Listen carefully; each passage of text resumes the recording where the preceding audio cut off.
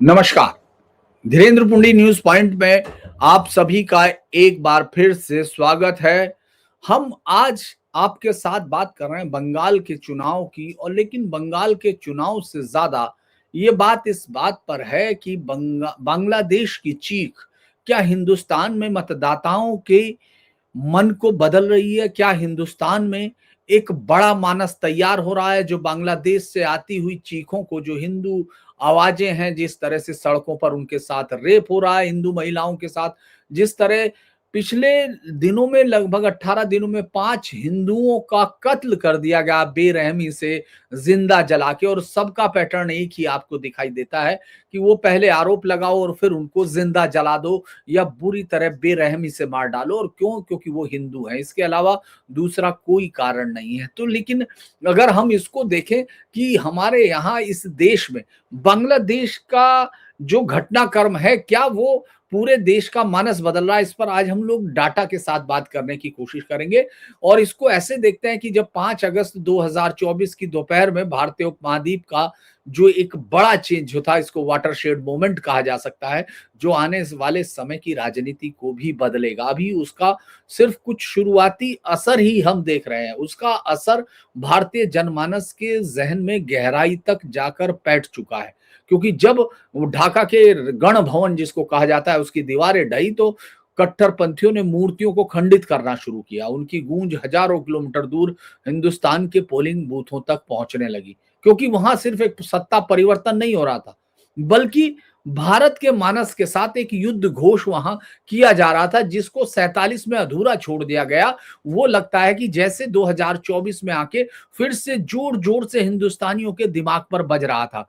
क्योंकि social media पर याद कीजिए, जैसे इस्कॉन के प्रमुख चिन्मय कृष्ण दास की गिरफ्तारी, उसका जाते हुए शॉट, और आज तक उसको बाहर न निकलने देने के लिए जिस तरह पूरा बांग्लादेश का सिस्टम तैयार हो गया, वो सीधे तौर पर नफरत दिखाता है हिंदुओं के प्रति कि उस जहन में किस तरह कूट कूट के भरी है। और जिस तरह का एक झूठा आदर्शवाद या धर्मनिरपेक्षता का चोला पहन के बंगाली और बंगाली भाषा, इस सब का जो नाम वहां किया जाता था, उसको तार तार उस तस्वीर ने कर दिया।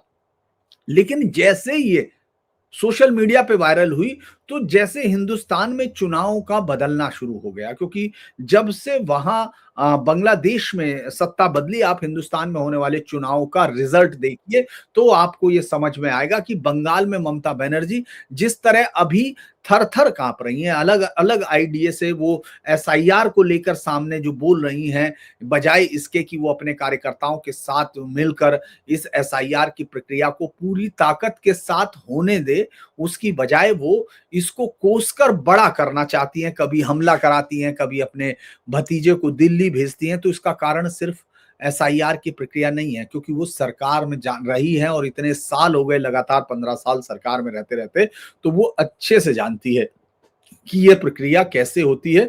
और इसमें बड़े लेवल पर केंद्र सरकार को धांधली करके कुछ मिलना नहीं, न कर पाएगी। तो ऐसे में वो बार बार हल्ला क्यों मचा रही है? क्योंकि डर कहीं और है। वो बोल नहीं पा रही हैं कि जिस तरह का कट्टरपंथी और जो एक हत्यारा उन्होंने भीड़ जो इकट्ठी की है बांग्ला घुसपैठियों की, वो कल को बंगाल की पूरी राजनीति को तहस नहस कर देगी। बंगाल के जो सोशल फैब्रिक है उसको जलाकर राख कर देगी। वो ये समझ रही है। लेकिन सत्ता की चाह इतनी ज्यादा है कि देश की जो आने वाला खतरा है उससे कहीं ज्यादा है। और ये बात रीजनल पार्टियों के बेसिक्स में होती है, डीएनए में होती है, उनको सत्ता चाहिए होती है।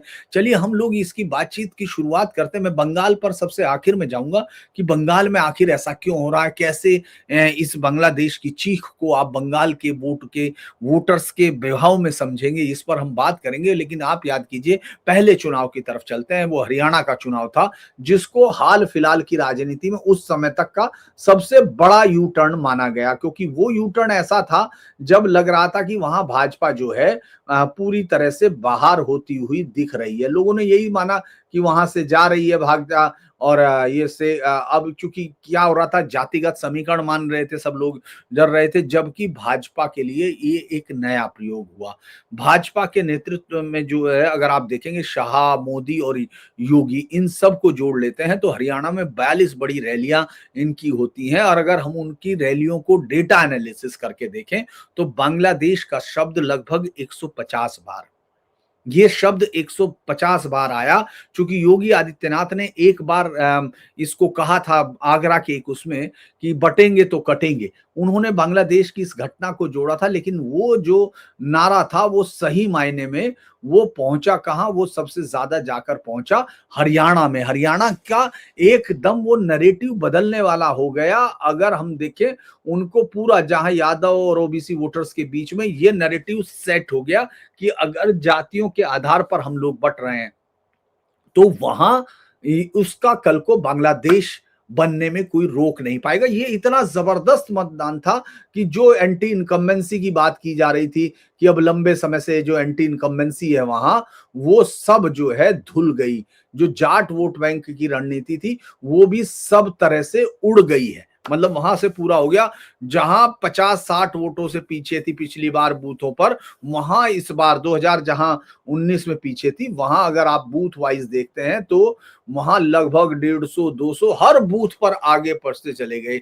और अगर आपने देखा होगा वहां के आने वाली वोट, अगर उस समय वोटर से जब इंटरव्यू ले रहे थे सब लोग, तो उस समय ज्यादातर लोगों को इंटरव्यूज में क्या बोल रहे थे कि अगर हमें आज नहीं संभले तो कल ट्रेन पकड़ के भागना होगा, लेकिन हम भाग के कहां जाएंगे, हमारे पास भागने के लिए कोई जमीन नहीं बची है, हम लगातार जमीन देते जा रहे हैं। और ये बात अगर आप इसको देखते हैं इस चुनाव के बाद सबसे इंटरेस्टिंग, हालांकि एक जगह सिर्फ एक अकेला चुनाव है जो बीजेपी ने वहां के बाद हारा था, हम उस पर भी बात करेंगे, लेकिन पहले मैं उनको सबको बता दूं जहां जहां आपने चुनाव को बड़े तौर पर हार जीतते हुए देखा, वहां पार्टी का नैरेटिव कैसे बदला ये देखने की जरूरत थी।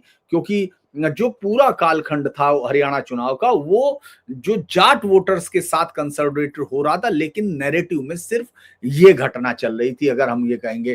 क्योंकि ये बांग्लादेश की घटनाएं आपको दिख रही थी और पूरी तरह से वहां देखा गया कि उन्होंने हरियाणा की पूरी जो एक लहर थी, जो एंटी इनकम्बेंसी की बात थी, वो कहीं और दिखाई दी और हरियाणा बहुत जबरदस्त तरीके से जीत गया। नायब सिंह सैनी जो बिल्कुल नए मुख्यमंत्री के तौर पर थे, उनको उनके काम के आधार पर नहीं बल्कि इस नारे के आधार पर पूरी तरह से जीत हासिल हुई। इसमें बीच में आपको याद होगा अमित शाह बार बार रेवाड़ी और जो सिरसा उन तमाम जगह पर रैलियां हुई थी, तो उन्होंने कहा था कि बांग्लादेश से आने वाले घुसपैठिए आपकी नौकरियों को, आपके आपके हक पर कब्जा कर रहे हैं। और केवल बांग्लादेश के हिंदुओं की हालत ही ये बता सकती है कि अगर आप बंटते रहे तो आप कटेंगे। ये जो बांग्लादेशी नैरेटिव से जो डर उपजा था, ये पहला असर यहां दिखाई दिया था। अगर मैं उस चुनाव की बात करता हूं, उस चुनाव के बाद अगर आप देखें सबसे बड़ी बात, अगर हम लोग आगे चलते हैं तो वो सबसे बड़ा चुनाव फिर आपको दिखता है ये महाराष्ट्र का चुनाव। क्योंकि महाराष्ट्र में 2024 की जीत के बाद लोगों को ये लगने लगा था, खासतौर से कांग्रेस और महा जो गठबंधन है उसको ये लग रहा था कि बस उसको सिर्फ वो लेना है, सिर्फ क्या नाम शपथ लेनी है, इसके अलावा तो बाकी सब उसकी तैयारियां जीत हो चुकी है। और इसी के बाद उन्होंने ये शुरू कर दिया था कि महाराष्ट्र में जीत उनकी है। लेकिन ये बात बहुत देर तक चली नहीं। जैसे ही शुरू हुआ ये चुनाव का मसला शुरू हुआ और पूरा का पूरा अगर आप गौर करेंगे वहां यही नरेटिव चल रहा था। यानी जो महाराष्ट्र में जिस चूंकि बीजेपी ने जहां हरियाणा में जीत हासिल की थी तो 39.94 जो सबसे ज्यादा वोट शेयर था वो हासिल किया था और सबसे बड़ी जीत भी हासिल की थी।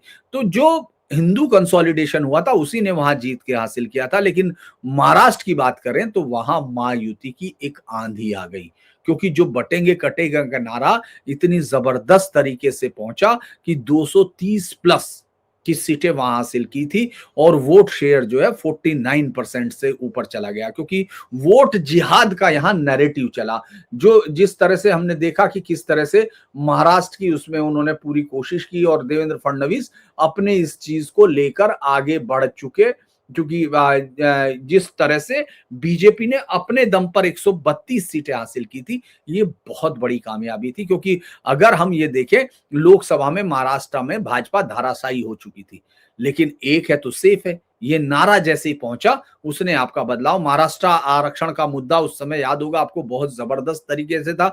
जारंगे पाटिल जो है जिस तरह से चुनाव को तय करने का फैसला कर रहा था या चुनाव को तय करता हुआ दिख रहा था, भाजपा को खत्म करने की बात कर रहा था, वो पलक झपकते ही वो उड़ गया क्योंकि जैसे ही उसकी शुरुआत कैसे हुई आपने देखा। जैसे ही इस्कॉन के पुजारी चिन्मय कृष्ण दास की गिरफ्तारी हुई तो वो विजुअल आपको दूर दूर तक दिखा। उसको लेकर अलग अलग जगह पर रैलियां भी हुई। यानी जो हिंदू किसी उस पर चल रहे थे, यानी डिवीजन का मसला था या वो था, वहां शहरी वोटर्स ने तो एक तरफा वोट बीजेपी को किया। पुणे, ठाणे, मुंबई जैसे शहरों में तो वोट जिहाद के डर ने रिकॉर्ड 90% तक का लगभग, हालांकि मैं ये एग्जैक्ट नहीं है, इसको हम लोग एक एवरेज के तौर पर देख रहे हैं, इतना जबरदस्त तरीके से ध्रुवीकरण हुआ। ये बहुत बड़ा मामला था जिसने इस पूरे चुनाव को बदल के रख दिया। एक ऐसा यहां अब राज्य है जहां अगर हम बात करते हैं जिसने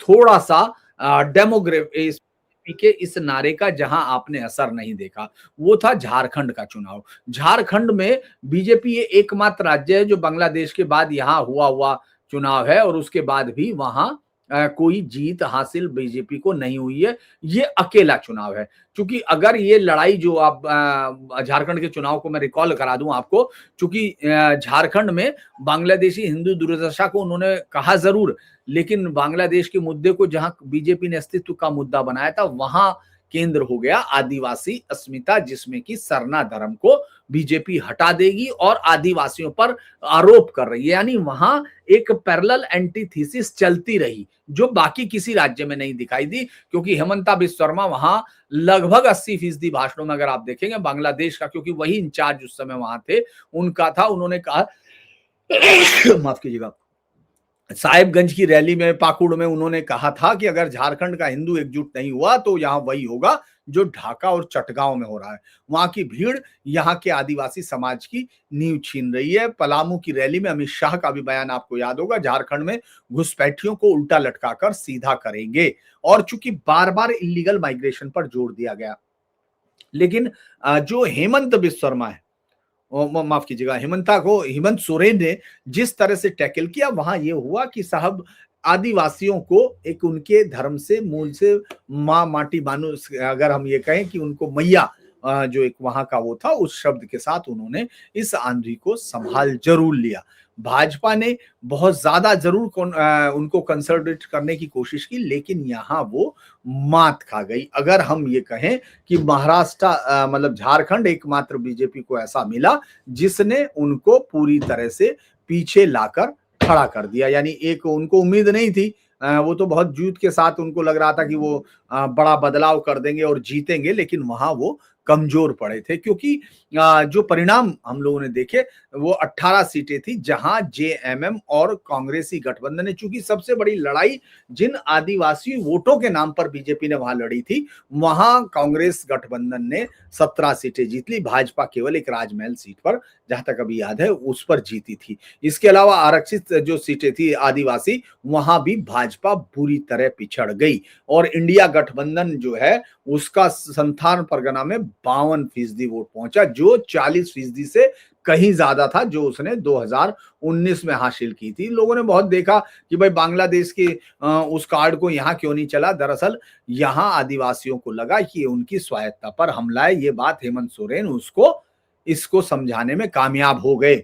आप उनके स्कैन भाषणों का करेंगे तो उन भाषणों में सीधे तौर पर यही कहते हैं कि वो सरना धर्म को खत्म करना चाहती है, लेकिन हार जरूर गई। लेकिन गैर आदिवासी जो सीटें थी वहां बीजेपी का वोट फूटा बढ़ गया। वो वोट शहरी गड़बड़ा, रांची, धनबाद, जमशेदपुर जैसे शहरी क्षेत्रों में एक साइलेंट वेव जरूर दिखाई दी जो बीजेपी की तरफ थी। और वो इस बात की तरफ जरूर मान रही थी कि अगर ये घुसपैठ नहीं रुकी तो ये कल को बहुत बड़ा कारण बन सकती है पूरे यहाँ का। तो ये एक पैटर्न तो है, लेकिन अब आगे देखा जाएगा कि अगले चुनाव में क्या होता है। लेकिन यहाँ तो मुझे लगता है उस वक्त तो दिखाई दिया। और चूंकि जो मैं कह रहा था कि वहां विदर्भ वाला मुद्दा, वहां कहीं उड़ गया था, हम लोगों ने देखा था। मराठी अखबारों पर मैं बात नहीं करूंगा, अब चूंकि बहुत लंबा हम उससे आगे बढ़ चुके कि योगी आदित्यनाथ ने अपने 90% रैलियों में उस चीज को बताया था कि भाई वो किस तरह से जीत रहे हैं। अगर आप बिहार के चुनाव की बात कीजिए, उसके बीच में आपको अगर गौर करना होगा तो आप इसको भी देखें कि बिहार में जो चुनाव हुआ, पूरा किशनगंज, पूर्णिया, कटिहार, अररिया, यहाँ नेपाल, पश्चिम बंगाल से जुड़े हुए, बांग्लादेश से जुड़े हुए इलाके थे। यहाँ बांग्लादेश की राजनीति पूरी तरह गिरफ्त में रही। गिरिराज सिंह ने, याद होगा आपको, हिंदू जो बिहार के सीमावर्ती जिलों में यात्रा निकाली, उसका पूरा का पूरा बेस ही वो बांग्लादेश था। और कम से कम अपने भाषणों में उस यात्रा में उन्होंने 200 बार से ज्यादा बांग्लादेशी हिंदुओं का जिक्र किया। जागो हिंदुओं, बिहार के सीमावर्ती जिले अब बांग्लादेश बनने की राह पर है। और आपने देखा होगा अभी भी जीत के बावजूद भी किशनगंज में जिस तरह से भारतीय सेना का वो बनने से रोका जा रहा था, वो उस बात को इशारा कर रही कि वो लोग अगर इस बात पर लगे हुए थे तो वो कोई गलत नहीं थे। नीतीश कुमार ने धर्मनिरपेक्षता की बात की, लेकिन उनके पार्टी के लोग लगातार बांग्लादेश के नैरेटिव को वहां उतारते रहे। यानी बिहार में इस बात का पहली बार जातीय आधार को काट के हिंदू नैरेटिव वहां बनता हुआ दिखा, जिसमें ये कहा कि हिंदुओं की उपेक्षा करना बिहार में अब राजनीतिक हाराकीरी कहलाएगी। अगर आप उनको नित्यानंद राय जो केंद्रीय गृह मंत्री थे, उन्होंने बेलागंज की रैली में कहा कि बांग्लादेश में सत्ता तख्ता पलट के बाद बिहार की सीमाओं पर चौकसी बढ़ाई गई, क्योंकि घुसपैठी यहाँ का ताना बाना बिगाड़ना चाहते हैं। आपने देखा होगा चूंकि पूरी कोशिश ये करता रहा विपक्ष, विपक्ष की दिक्कत ये है कि वो बहुत एग्रेसिव इस पर नहीं हो सकता है, क्योंकि वो अपने वोट बैंक को खोना नहीं चाहता, जो मुस्लिम वोट बैंक है, और मुस्लिम वोट बैंक को खोना नहीं चाहता। लिहाजा वो बांग्लादेश में होने वाली उन बर्बर हत्याएं या उन रेप की घटनाओं का विरोध भी नहीं कर सकता। यही कारण है कि नीतीश कुमार के मुकाबले में जो तेजस्वी है वो पूरी तरह से इसको डराने वाली राजनीति कहता रहा, लेकिन इस्कॉन के मुद्दे पर वो कुछ जवाब नहीं दे पाए। और चूंकि ये हत्याएं तो अभी एक साथ सीरीज से होने लगी, उससे पहले जो रेप हुए थे और जो जिस तरह उनके घर जलाए जा रहे थे, जिस तरह से उन पर हमले हो रहे थे, 2000 से ज्यादा हमले उन पर पिछले एक साल से हुए, उसका भी आप देखिए जवाब देने की स्थिति में तेजस्वी पूरे चुनाव में नहीं रहा। तो इसीलिए जो इमोशनल मोबिलाइजेशन है इन सब का, उसमें बिहार हो, हरियाणा के ग्रामीण क्षेत्र हो, जहां ये इसको बहुत कम, इतना ज्यादा नैरेटिव गांव वाले इलाकों में नहीं था, इसके बावजूद भी ये कलयुग में धर्म पर प्रहार की तरह देखा गया। और इसने वोटिंग पैटर्न में मतलब जो बदलाव किया है वो साइलेंट चेंजेस है। यानी बिहार जो 2024 के बीच में कि अति पिछड़ा और पछुआ हिंदू है, अब विकास की बजाय सुरक्षा का मानक चला। 65% हिंदुओं ने ये माना बिहार में अलग अलग सर्वे में कि बांग्लादेश की स्थिति भारत के लिए एक बड़ा सबक है। और चूंकि अगर आप रैलियों के भाषणों का वो करेंगे, एनालिसिस करेंगे, तो आप देखेंगे कि हिंदू सुरक्षा और बांग्लादेशी घुसपैठ पूरे बिहार के चुनाव में एक बड़ा मुद्दा रहा, आपको जगह जगह दिखेगा, और वो वोट शेयर में बदला। हरियाणा में 10% एससी और बीसी के वोटों में, ओबीसी की वोटों में 10% वृद्धि हुई थी, तो बीजेपी के पक्ष में हुई थी। और पंजाब, उसमें बिहार में तो आपको पूरा का पूरा दिखाई दे ही रहा है। तो अगर हम लोग अब बंगाल की तरफ चलते हैं, क्योंकि दो ही राज्य अब बड़े इंटरेस्टिंग है कि बंगाल में क्या होगा और असम में क्या होगा। तो बंगाल की जो है 2217 किलोमीटर, मतलब काफी लंबी सीमा जो है बांग्लादेश से सटी हुई है। तो पूरी राजनीति, भूगोल, समाज बांग्लादेश की हर एक उससे जुड़ा हुआ है। 2024 से जो हो रहा है, आप देखेंगे कि बंगाल की तरफ से, बंगाल सरकार की तरफ से बहुत कम रिएक्शन आ रहे हैं, क्योंकि ममता बनर्जी को मालूम है कि जिस फाइन बैलेंस पे उसने मुस्लिम तुष्टीकरण के साथ हिंदुओं का जितना वोट बैंक उसको रिक्वायर है, उस सबको बचाने के लिए जो रोका हुआ है वो बड़ा खेल है। और चूंकि इसमें सबसे बड़ी जो ध्रुवीकरण आपको दिख रहा सत्ता के गलियारों में या बंगाल के गांव में, वो दिक्कत ये है कि ये 1947 या 1971 से ज्यादा बड़ा ध्रुवीकरण दिख सकता है, जो साइलेंटली वोट कर रहा हो। क्योंकि अभी मैं जो बात कर रहा हूं वो उस पैटर्न पर बात कर रहे हैं जो ऊपर से दिखाई नहीं दिया था। आपको याद होगा, ज्यादातर यूट्यूबर्स हो या न्यूज चैनल्स हो या मीडिया का कोई भी हिस्सा हो, वो इन तमाम राज्यों में उलट नतीजे बता रहा था जैसे आए, क्योंकि जो साइलेंट मूवमेंट रहा वोटर का, उसको वो भांप पाने में नाकाम रहा। अभी कुछ ऐसा अंदाज मुझे लगता है बंगाल में लोगों के अंदर हुआ, जो मतुआ समुदाय है, चूंकि बंगाल की राजनीति को अगर आपको समझना है तो वो भी एक हिस्से में बहुत मायने रखते हैं, क्योंकि हिंदू शरणार्थी हैं, पूरी पाकिस्तान से आए हैं, धार्मिक उत्पीड़न के चलते आए हैं और वो टीएमसी को जीत भी दिलाते रहे थे। अगर हम ये देखते हैं उत्तर 24 परगना और नादिया जिला 30 से 40 सीटें जो है मतुआओं के पूरे प्रभाव में रहती है। लेकिन बांग्लादेश में जब इस्कॉन पुजारी और हिंदू शिक्षकों को जब निशाना बनाया गया था, तो मतुआ बाहुल्य जैसे बनगांव है, राणा घाट है, कृष्णा नगर है, वहां उबाल जरूर आया। और जो बीजेपी के सांसद हैं, वो जो मतुआ समुदाय के शांतनु ठाकुर, उसने इसको अस्तित्व की लड़ाई करार दिया। और सीएए की प्रासंगिकता अब बांग्लादेश के इस इवेंट के बाद लगभग 10 गुना बढ़ी दिखती है। लगता है कि यार ये तो बहुत ही खतरनाक स्थिति होगा। मतुआ समुदाय तो इसको कह रहा कि ये तो हिंदुओं के लिए जो मरता हुआ बांग्लादेश में हिंदू समुदाय है, उसके लिए एक इकलौती शरण स्थली हिंदुस्तान है, इसके अलावा तो कोई और है नहीं। तो लिहाजा आप देखेंगे वहां ये सब चीजें दिखाई दे रही हैं। और चूंकि अभी अगर हम लोग नेताओं को देखते हैं तो जो शुभेंदु अधिकारी हैं, जो इस वक्त सीधे तौर पर ममता बनर्जी के सामने टक्कर लेते हुए दिखते हैं। हालांकि जब अमित शाह अभी गए तो उन्होंने दिलीप घोष को भी बुलाया, सुकांत को भी बुलाया, और जो पार्टी के अंदर चल रही एक तरह की आपसी जंग है उसको शांत करने की कोशिश की है। लेकिन आप शुभेंदु अधिकारी के भाषणों पर हम इसलिए कह रहे हैं क्योंकि वो विपक्ष के नेता है और ममता बनर्जी को चुनाव हराने वाला अकेला नेता है, जिसने जिस तरह से बुरी तरह से चुनाव हराया, जबकि पूरी राज्य की मशीनरी और ममता का अपना एरोगेंस, और ममता खुद वहां इस तरह से चुनाव प्रचार की थी जिसको हमने पूरा लगातार मैंने कवर किया था। तो वो जो है मुझे लगता है वहां अगर हम उनके भाषणों को देखें तो वो लगातार एक शब्द पर जोर दे रहे हैं, डेमोग्राफी। वो बार बार नंदीग्राम की हो, कांति की रैलियां हो, उनमें से रहे अगर हम आज चुप रहे तो मुर्शिदाबाद, मालदा और उत्तर 24 परगना पूरी तरह से बांग्लादेशियों के कट्टरपंथियों के कब्जे में होगा। हमें अपनी बेटियों और माटी को बचाना है। ये उनके भाषणों में लगातार आ रहा है। 4 महीने में अगर उनकी हम रैलियों को एनालिसिस करते हैं तो वो लगभग 50 से ज्यादा रैलियां कर चुके हैं, जिनमें हर रैली में उन्होंने इनके वीडियो या इन सब पर उन्होंने पूरा प्रहार किया। खासतौर से घुसपैठियों को राशन कार्ड, आधार कार्ड और नागरिकता बांटने वाली कहकर इस पर आरोप लगाया है टीएमसी पर। ममता बनर्जी की चुनौती सबसे बड़ी है, जो मैं ये कह रहा था कि ममता बनर्जी की चुनौती है कि मुस्लिम मतदाता 30% वोट बैंक जो है, मतलब आबादी का है, तो वोट बैंक भी लगभग हम अमूमन इतना मान के चल रहे हैं। अब शरणार्थी जो हिंदू हैं वो सुरक्षा के नाम पे बीजेपी के तरफ जा रहे हैं। तो अब ममता बनर्जी का अगर हम लोग काउंटर देखते हैं तो उन्होंने बहुत नापीतुली प्रतिक्रिया अब तक दी। उन्होंने कहा कि ये केंद्र सरकार का मामला है, बांग्लादेश को वो कुछ नहीं बोलनी। लेकिन अगर आप पार्टी के अंदर का मैसेज देखते हो तो उसके अंदर वो पार्टी पूरी तरह डरी हुई है कि हिंदू दुर्दशा कहीं उनके धर्मनिरपेक्ष और जिसके साथ वो तुष्टिकरण को मिला के खूबसूरत सा रंग बना लेती है अपने वोटर्स के लिए, जो उसके कट्टरपंथी एजेंडे को यानी मुसलमानों के उसके ऊपर मुस्कुराते हुए हिंदुओं का कुछ पेंट कर दें, उसमें उनका खून भी हो तो भी चलेगा। वो उनको अब मुझे लगता है कि ये लग रहा है कि वो कमजोर पड़ रहा है। तो अगर हम इसको देखते हैं कि वो क्या कहते हैं, अगर हम लोगों ने अगर आप उनको आनंद बाजार पत्रिका है उनकी, बड़ा बंगाली में स्टेट्समैन है, और ये सब अगर इनके प्रथम वालों, अगर आप बांग्लादेश के भी पिछले कुछ दिन से अखबार अगर हम लोग देखते हैं तो वो बताते हैं कि सीमावर्ती जिलों के हिंदुओं में एक किस्म का साइलेंट पैनिक दिख रहा। वो देख रहे हैं कि सीमा पार उनके रिश्तेदार, उनके ब्लड रिलेटिव्स के साथ क्या हो रहा है।